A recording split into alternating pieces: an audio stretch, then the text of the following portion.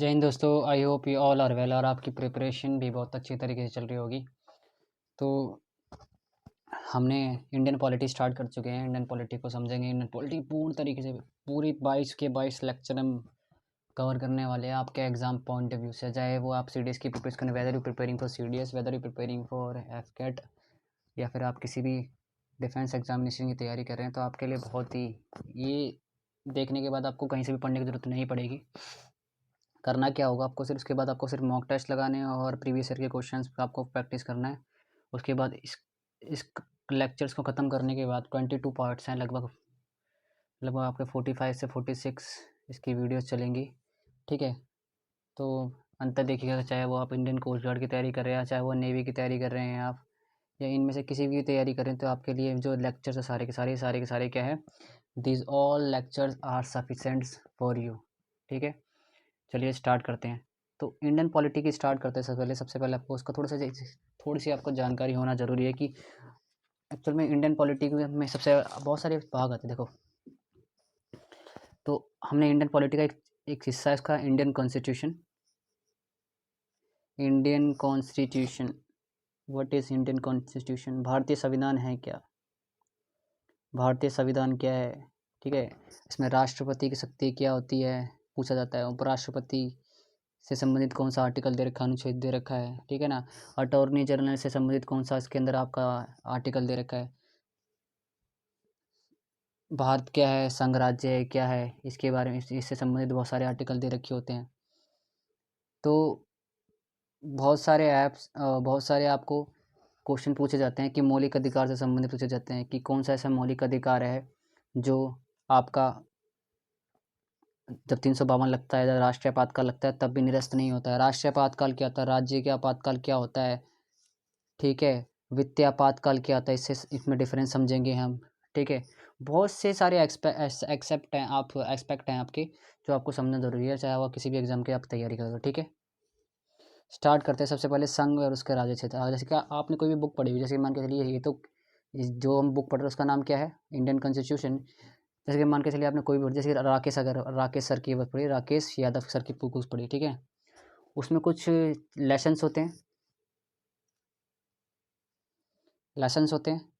ठीक है, साथ साथ उसमें लेसन का नेम होगा और पेज नंबर होता है। यही होता है, तो उससे ज़्यादा कुछ होता नहीं है मेरे ख्याल से। उसके अंदर क्या क्या होता है, उसके अंदर आपका होता है सबसे पहले बुक का नाम क्या होगा, राकेश यादव सर की बुक का नाम, प्रीवियस ले लो, किसी भी ले लो, 73 से ले लो, चाहे वो एडवांस मैथ्स ले लो, कोई सी भी बुक से ले लो आप। ठीक है, उसमें लेसन का नाम होगा। ठीक है, लेसन होगा, कौन सा लेसन है, भाग कौन सा है, लेसन नंबर 1 है या 2 है 3 है, कौन सा है, उसका नाम होगा, नेम होगा लेसन का। उसके बाद पेज नंबर होता है। इसी तरीके से आप इंडियन कॉन्स्टिट्यूशन को समझ लीजिए, एक बुक है, ये इंडियन कॉन्स्टिट्यूशन हो गया आपका। ठीक है, इसमें लगभग 1 से 22 भाग है और 9 अनुसूचियाँ क्या है उसके बारे में आप क्या होगा। चलो सबसे पहले यहाँ समझ लीजिए लेसन क्या है।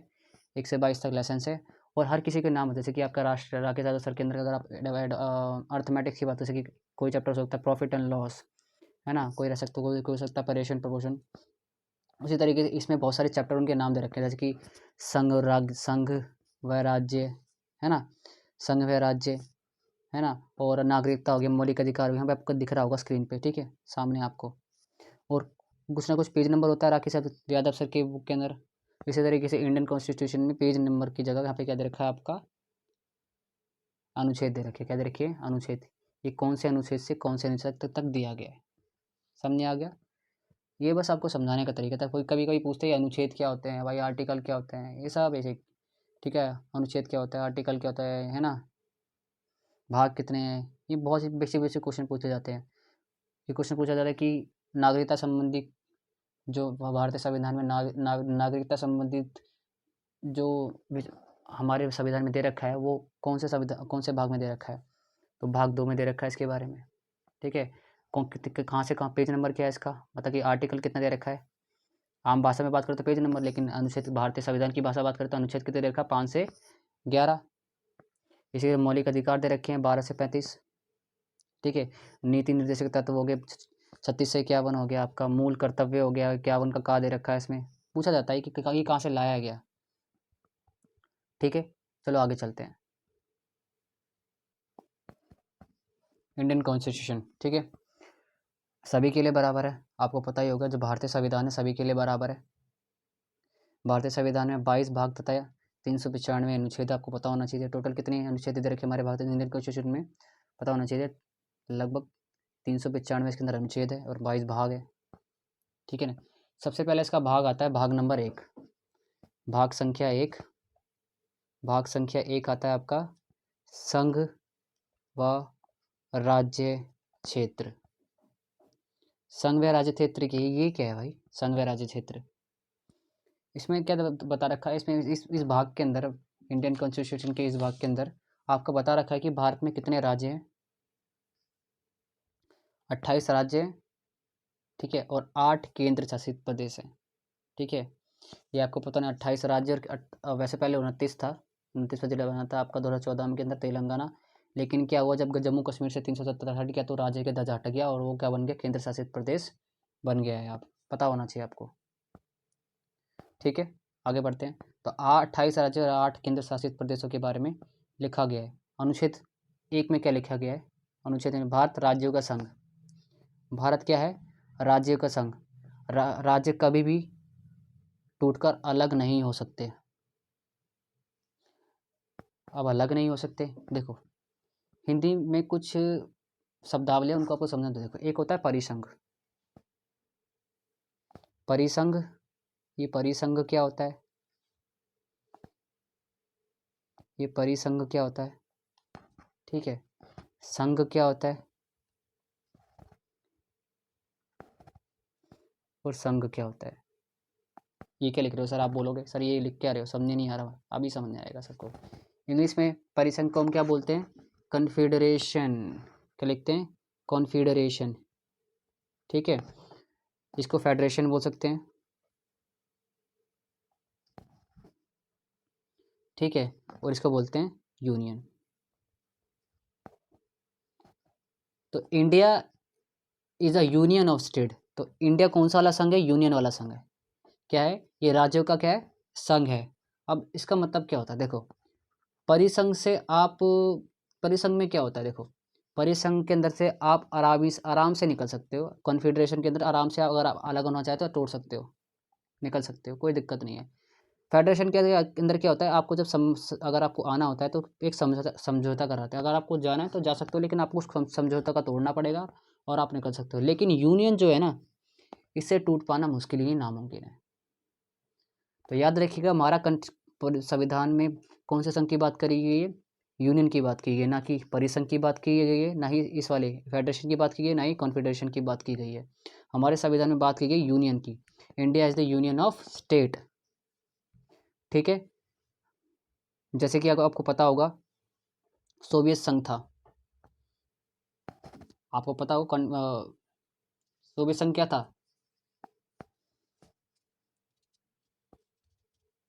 वो भी एक आपका, वो टूट गया। यूएसए भी है, यूएसए से अगर कोई राज्य अगर टूटना चाहे तो आराम से टूट सकता है, लेकिन उसको क्या करना पड़ेगा, उस समझौते को तोड़ना पड़ेगा। आगे बढ़ते हैं, अब बात करते हैं अनुच्छेद 2। अनुच्छेद 2 क्या कह रहा है, अनुच्छेद 2 क्या करता है, ये राष्ट्रपति को, राष्ट्रपति संसद को कुछ शक्ति प्रदान करता है। क्या शक्ति प्रदान करता है, ये कहता है कि संसद राष्ट्रपति को पूर्व सूचना देकर किसी भी विदेशी राज्य को भारत में मिला सकती है, या उसको उसका नामकरण कर सकती है, या उसके क्षेत्र में विस्तार कर सकती है। आपको पता होगा जैसे 2014 में क्या करा इसने, तेलंगाना को कर दिया। और आपको 2019 का पता ही है कि क्या कर दिया था, 4 या 5 अगस्त को 2019 में जम्मू एंड कश्मीर को अलग कर दिया। जम्मू और कश्मीर को उसने क्या कर दिया, अलग कर दिया। मतलब कि राज्य से हटाकर उसको केंद्र शासित रूप में परिवर्तित कर सकता है। तो इसने किस बिहाफ पर किया, भारतीय संविधान इसको अनुमति देता भी या नहीं देता, हाँ देता है। कौन सा अनुच्छेद देता है, पता होना चाहिए आपको। अनुच्छेद 2 अनुमति देता है कि केंद्र सरकार, मतलब संसद, मतलब कि संसद आपका राज्यसभा लोकसभा में आता है, और संसद के अंदर 3 आते हैं आपके, राज्यसभा आती है, लोकसभा आती है और राष्ट्रपति, ये संसद के 3 अंग होते हैं, ठीक है। तो और आपको पता होगा 1975 में 16 मई 1975 को सिक्किम को भारत में विलय कर लिया गया। आगे बढ़ते हैं। अनुच्छेद 3 में क्या गया है? अनुच्छेद 3 में कहा गया है कि संसद राष्ट्रपति को पूर्व सूचना देकर वर्तमान किसी भी राज्य के नाम और सीमा में बदलाव कर सकती है, या पता नहीं रहेगा, ठीक है। जैसे कि बिहार का झारखंड कर दिया, तो बिहार से झारखंड, उड़ीसा से आपका उड़ीसा का से ओडिशा कर दिया, है ना, आपको पता होगा। तेलंगाना में, आंध्र प्रदेश से तेलंगाना को अलग कर दिया। तो राज्य के नाम और सीमा को बदल सकता है, आपको पता ही होना चाहिए, ठीक है। संसद को अनुमति देता है, ठीक है।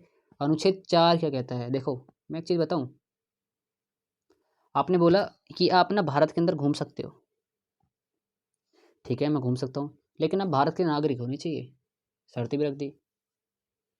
अगर ऐसे तो कोई भी घूम सकता है, लेकिन वो वीज़ा होना चाहिए उसके पास। वैसे अगर बाहर का है तो शर्त रख दी कि आप भारत के नागरिक हो, मान के चलिए, अपनी शर्त रख दी, ठीक है, मान ली शर्त।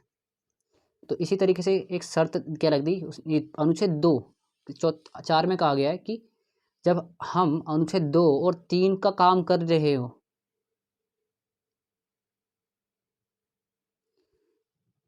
तो इस संशोधन को राष्ट्रपति भी नहीं मना कर सकता है, याद रखिएगा। जब अनुच्छेद 2 और 3 का जब कार्य कर रहे होते हैं ना, तो संशोधन 368 को छोड़कर, तो सिर्फ राष्ट्रपति भी इसे नहीं रोक सकता। राष्ट्रपति वीटो का अधिकार, मतलब राष्ट्रपति इसमें आके नहीं बोल सकता कि आप क्यों कर रहे हो, मैं इस पे अपना मत पारित नहीं करने वाला, नहीं, वीटो का प्रयोग नहीं कर सकता। वीटो मतलब कि ऐसा अधिकार होता है कि अगर मान के चलिए कोई विधेयक राष्ट्र संसद में पेश हुआ, पहले लोकसभा में गया, पास हो गया, राज्यसभा में गया, पास हो गया, फिर राष्ट्र आता है उसके पास होने के लिए, राष्ट्रपति एक बार मोहर लगा दे तो वो बिल जो होता है वो आपका कानून बन जाता है।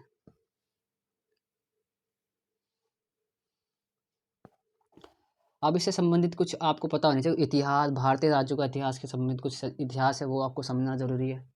इतिहास क्या है, ये क्या है नहीं। देखो, जब भारत आज़ाद हुआ ना, 352 से अधिक हमारे अंदर रियासत थी हमारे पास, जब भारत को आज़ाद हुआ, ठीक है। भारत को तो मेरी 252 रियासतें, और पाकिस्तान के अंदर चलेगी लगभग 13 प्रिंसली स्टेट्स कहते हैं राजस्थान के अंदर, या फिर प्रिंसली स्टेट्स क्या होता है जहाँ पर राजा शासन करता है, ठीक है।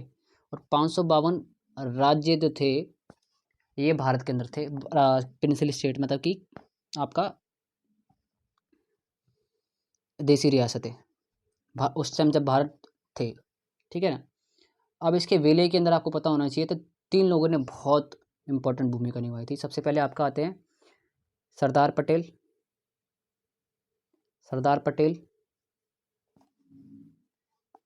माउंटबेटन भी इसके अंदर आते हैं। माउंटबेटन, लॉर्ड माउंटबेटन जो अंतिम गवर्नर जनरल ऑफ इंडिया थे, ठीक है, ब्रिटिश शासन की तरफ से। और वीपी मेनन, इन्होंने भारत के इन देसी रियासतों के विलय में बहुत बड़ी भूमिका निभाई थी। इसलिए सरदार पटेल को स्टैच्यू ऑफ यूनिटी किस लिए बनाया है? क्यों भारत को यूनाइट करा है, किसने? सरदार पटेल के नेतृत्व में। इससे संबंधित बहुत सारी इतिहास है, वो उसके बारे में चलते हैं। देखो, आपको कुछ चीज़ें पता होना चाहिए। जब भारत आज़ाद हुआ तो 252 में से कुछ लगभग 99.9% तो लगभग मान ही चुकी थी, लेकिन कुछ रियासतें थी जो बहुत लोचा कराया इनको आने में, आपको पता होना चाहिए। जैसे कि आपका था जूनागढ़ हो गया, हैदराबाद हो गया, कश्मीर हो गया, इन्होंने बहुत लोचा किया। इन्होंने लोचा कहने का मतलब ये, इन्होंने बहुत ये आना नहीं चाहते थे। जैसे कि आपको पता जूनागढ़ कहाँ पर है, ये देखो, ये आपका राज्य, ये हो गया गुजरात, ठीक है, गुजरात का नक्शा होगा, देखा होगा। इसके हिस्से को बोलते थे पहले जूना, ये जूनागढ़ था पहले। तो ये जूनागढ़ था ना, ये क्या था, ये भी आपका एक देसी रियासत था। ये चाहता था, ये क्या चाहता था, इसने भी भारत में आने के लिए मना कर दिया। अब भारत का नक्शा बना दिया तो थोड़ा और चित्रकारी कर लेते, भारत का नक्शा हो गया, ठीक है, ये भारत का नक्शा हो गया। सही नहीं बना क्या? देखो, हाँ सही बन गया लगभग, ठीक है। यहाँ पे आपका हैदराबाद हो गया। जो हैदराबाद में निज़ाम थे वो चाह रहे थे कि वो पाकिस्तान में मिल जाए। अब ये था क्या, जब भारत आज़ाद हुआ, भारत शासन अधिनियम लग गया, भारत शासन अधिनियम लग गया भारत के अंदर, तो क्या हुआ, अब ऐसा था कि ब्रिटेन वाले बोल के गए थे, शासन में लिखा गया था कि कोई भी अगर राज्य, कोई भी प्रिंसिपल स्टेट, उनको स्वतंत्रता है कि वो किसी भी अन्य, वो चाहे वो पाकिस्तान में जाना चाहे तो पाकिस्तान में जा सकते हैं, अगर वो भारत में रहना चाहे तो भारत में रह सकते हैं, और अगर वो एक स्वतंत्र राज्य चाहे तो स्वतंत्र राज्य रह सकते हैं। यहाँ पर है हैदराबाद, यहाँ पर था पाकिस्तान, जो पहले बंगाल बांग्लादेश से भी पाकिस्तान था। या तो इसका हिस्सा हो जाए, इसका हिस्सा जाए, ये कैसे हो सकता था, ये बीच को बीच में था, यहाँ पे यहाँ तट लगी हुई थी। आप भारत सरकार परेशान हैदराबाद में। ठीक है जी। अब हैदराबाद की परिस्थिति क्या थी, मैं आपको बताता हूँ। हैदराबाद का जो निज़ाम शासक थे, थोड़े क्रूर शासक थे, बहुत क्रूर थे, और ये इतना क्रूर थे ना, मतलब कि आए आम कत्लेआम चलता था इसके शासन में। इसके जो सिपाही थे, कभी रेप कर रहे हैं, कभी बलात्कार, कभी लूट रहे हैं, मतलब लोग उससे परेशान थे। ठीक है ना। तो क्या, जब आज़ाद हुआ ना, जब सरदार पटेल को पता चला कि निज़ाम हैदराबाद तो चले जाने वाला अपने हाथ से, सरदार पटेल तो बहुत समझदार, इनसे ज़्यादा बड़ा कोई कूटनीति था नहीं, उन्होंने दिमाग चलाया, और दिमाग चला के क्या करा उन्होंने, सबसे पहले ऑपरेशन पोलो चलाया। ऑपरेशन पोलो चलाया और अपने सैनिकों को, आर्मी में को पुलिस के वेशभूषा में भेज दिया। कहाँ पे, हैदराबाद। जब हैदराबाद पहुँचे ये, जैसे ही हैदराबाद पहुँचे तो इतना पेला, किसको पेला, इनके सैनिकों को सरेंडर करवा दिया। इतना पेला, इतना पेला, इतना पेला। निज़ाम में जो है निज़ाम थे, उन्होंने कॉल किया कहाँ पे, ब्रिटेन में। हेलो, ये तो भारत तो हमें जाति कर रहा है, भारत तो, ये भारत कर क्या रहा है, बचाओ हमें। तो ब्रिटेन ने कॉल किया भारत पे। अच्छा, भारत पे कॉल करेगा, उसने बोला कि कोई आपने सैनिक कार्रवाई करी है, नहीं सर, पुलिस भेजी है हमने तो। मतलब कि एक तीर से दो निशाने, खत्म। क्या बोला कि ये एक पुलिस कार्रवाई, सैनिक कार्रवाई थोड़ी ना है, पुलिस कार्रवाई है सर।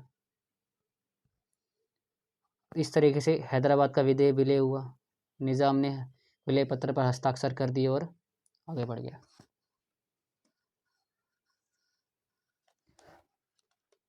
हैदराबाद के बारे में विशेषता ये थी, जो हैदराबाद था ना, इसका जो शासक था वो कैसा था, मुस्लिम शासक था।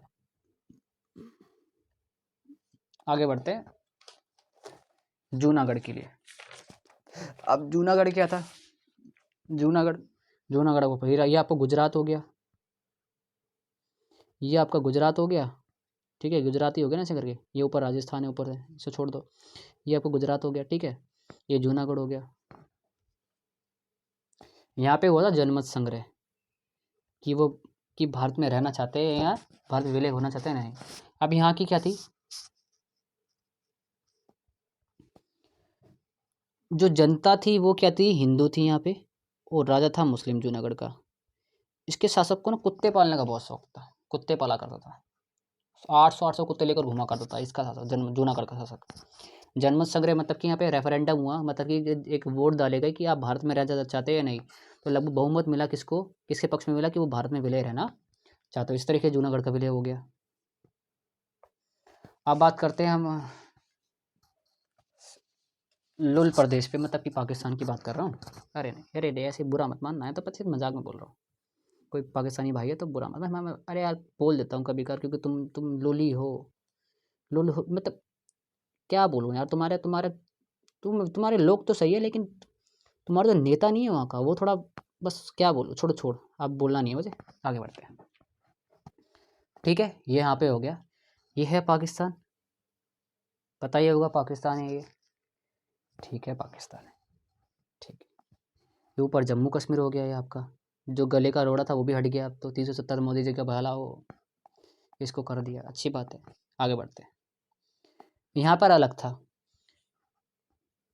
यहाँ पर राजा था, राजा हरि सिंह, राजा हरि सिंह। अब राजा हरि सिंह कौन सा है, इसका वंश क्या था, डोगरा वंश। एक डोगरा रेजिमेंट भी है आर्मी के अंदर। डोगरा रेजिमेंट का मिलेगी आपको कश्मीरी गेट, कभी कश्मीरी गेट जाओ ना, डोगरा रेजिमेंट मिलती है। दिल्ली के अंदर कश्मीरी गेट को रेजिमेंट बना रखी है, बहुत सारी रेजिमेंट्स है। हिंदू शासक था ये। इसका प्रधानमंत्री था शेख अब्दुल्ला। हाँ, ये वही शेख अब्दुल्ला, फारूक अब्दुल्ला और उमर उमर अब्दुल्ला, ये वही हैं जो कश्मीर में तबाही मचा रहे थे, समझे। इसका प्रधानमंत्री था, ठीक है ना। 1947 में भारत आज़ाद हुआ, का 1948 इन्होंने बोला कि हम स्वतंत्र रहेंगे, ना तो हम इसमें आना चाहते हैं ना तो हम इसमें आना चाहते हैं, हम अलग रहेंगे भाई। वो किसने बोला?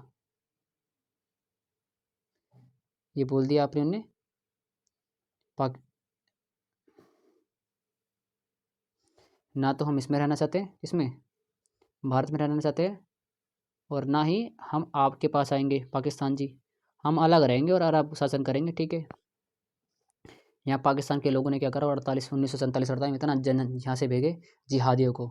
अल्लाह अकबर करते करते यहाँ पे बहुत कत्लेआम के, कभी बलात्कार हो रहा है, कभी कुछ हो रहा है, कब हो रहा है। हरि सिंह परेशान, ऐसे चलता रहा तो ये तो मुझे भी मार देंगे, मेरी तख्ता पलट हो जाएगी। तो इसने भेजा नेहरू के पास, नेहरू जी बचा लो बचा लो बचा लो बचा लो। नेहरू, अच्छा जरूर बचाएंगे जनाब। नेहरू जी ने बोला नेहरू जी ने बोला अच्छा जरूर जनाब, जरूर बचाएंगे, टेंशन क्यों ले रहे हो, हम है ना, हम है ना। नेहरू जी ने, हम है ना, टेंशन क्यों ले रहे हो आप।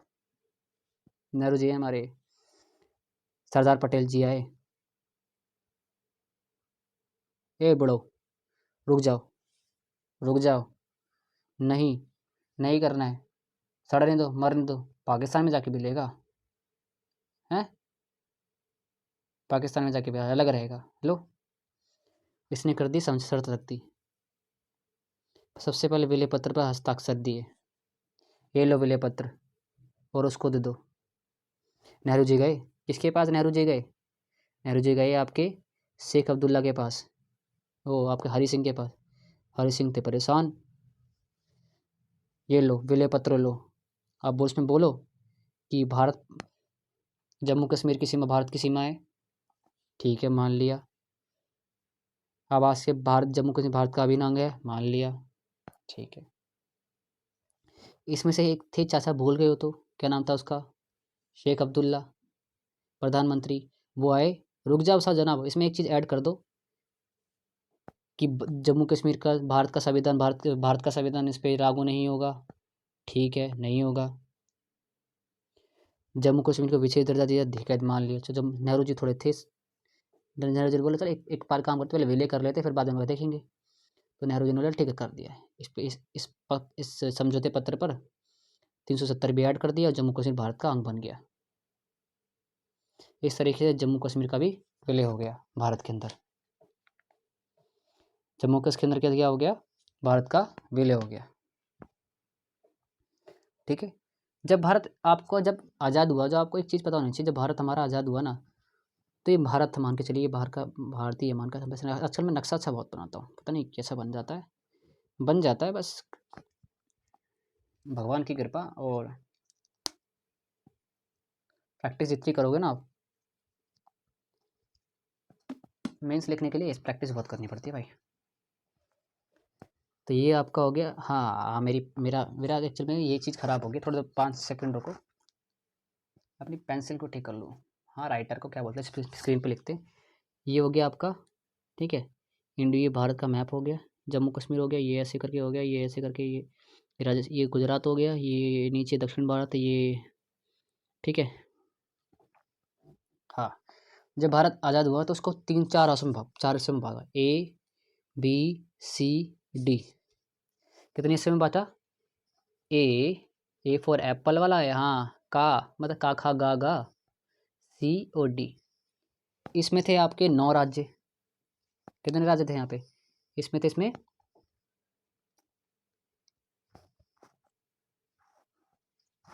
9 राज्य, 9 राज्य थे इसके अंदर, ए के अंदर, ए के अंदर 9 राज्य थे। अब बी के अंदर कितने राज्य थे, बी के अंदर भी 9 राज्य थे, 9 देसी रियासतें होगी, ठीक है।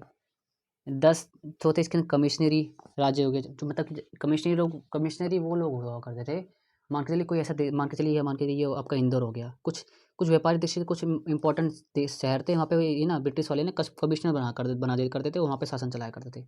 10 कमिश्नरी हो गए, और एक था यूटी, उसका नाम था अंडमान एंड निकोबार।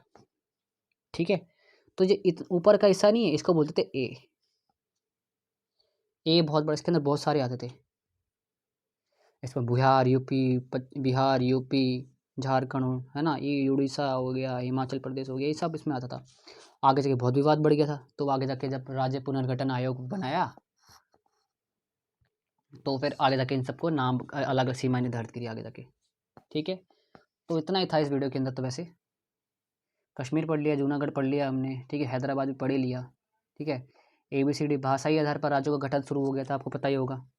1949 में क्या हुआ, एसके धर आयोग का गठन किया गया। धर आयोग मतलब कि आयोग का गठन, इसमें एक आयोग क्या होता है, मतलब कि इनका गठन किया जाता है कि न्यायाधीश होते हैं, मुख्य न्यायाधीश होते हैं ना, उनके नेतृत्व में इनका आयोग किया जाता है कि राज्यों का जो गठन है वो भाषा के आधार पर किया जाना चाहिए या नहीं किया जाना चाहिए। तो इसने क्या करा, इस आयोग ने रिपोर्ट दी, उसने बोला कि भाषा के आधार पर करना सही नहीं है, मतलब कि राज्य का पुनर्गठन करना, मतलब राज्यों का नामकरण करना या राज्यों की सीमा तय करना, वो सही नहीं है। अब तेलुगु भाषा के लिए भी अलग राज्य की मांग करने लगी। पेट्टू सीमारल्लू श्रीरामुलु ये भूख हड़ताल पर बैठ गए। 56 दिन तक बैठे थे ये भूख हड़ताल पर, और क्या हुआ, 56 दिन के बाद इसकी क्या हुई, इनकी मृत्यु हो गई। फल इसके परिणाम क्या हुआ, आपको पता होना चाहिए। विरोध बढ़ा, हिंसक प्रदर्शन हुए। फलस्वरूप क्या हुआ, नेहरू जी ने क्या करा, 10 अक्टूबर 1953 में तेलुगु भाषा के लिए अलग अलग राज्य बना दिया, आंध्र प्रदेश। 10 अक्टूबर 1953 में। तो आप कह सकते हो कि भाषा के आधार पर गठन होने वाला प्रथम राज्य था आंध्र प्रदेश।